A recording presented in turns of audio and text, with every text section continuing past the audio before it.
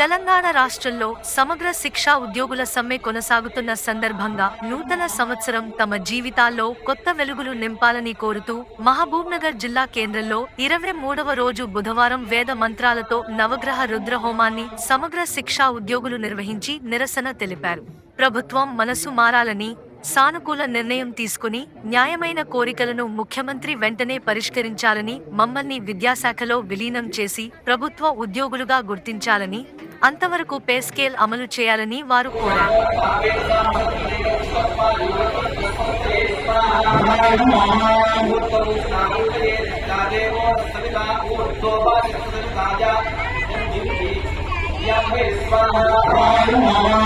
నా పేరు కె శ్రీనివాసులు, మహబూబ్ నగర్ జిల్లా జేఏసీ అధ్యక్షులని.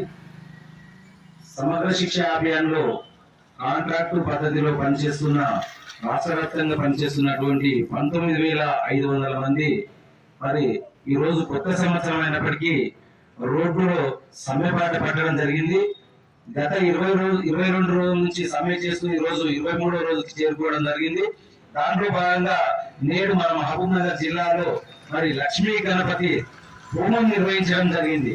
దాంట్లో భాగంగా లక్ష్మీ గణపతి హోమం చేయడానికి ముఖ్య కారణం, ఈ కొత్త సంవత్సరంలో ప్రభుత్వానికి మంచి జరగాలని, మా సర్వశిక్ష అభియాన్ ఉద్యోగులందరూ కూడా మా న్యాయమైన డిమాండ్లన్నీ పరిష్కరించాలని, ముఖ్యమంత్రి గారు పరిష్కరించాలనే ఉద్దేశంతో మరి హోమం నిర్వహించడం జరిగింది. ముఖ్యమంత్రి సార్, ఇప్పటికైనా దయచేసి కొత్త సంవత్సరం స్పందించి మాకు వెంటనే మా సమస్య మెయిన్ ప్రధానమైన డిమాండ్ వచ్చేసేసి రెగ్యులరైజేషన్, దాంతో పాటు విద్యాశాఖలు విలీనం చేయాలి కనుక దయచేసి మా బాధలు అర్థం చేసుకోండి. ఇప్పటికీ కేజీబీబీ అర్బన్ రెసిడెన్షియల్ యూఆర్ఎస్ లో, దాని తర్వాత ఐఈఆర్పి, ఎంఆర్సీ సెంటర్లు, డిపిఎస్ స్టాఫ్, అన్ని పీటీఐ స్టాఫ్ అందరూ కూడా మరి అన్ని పాఠశాలల్లో, విద్యా సంస్థల్లో, మండలాల్లో, జిల్లా స్థాయిలో అన్ని మూతపడడం జరిగింది.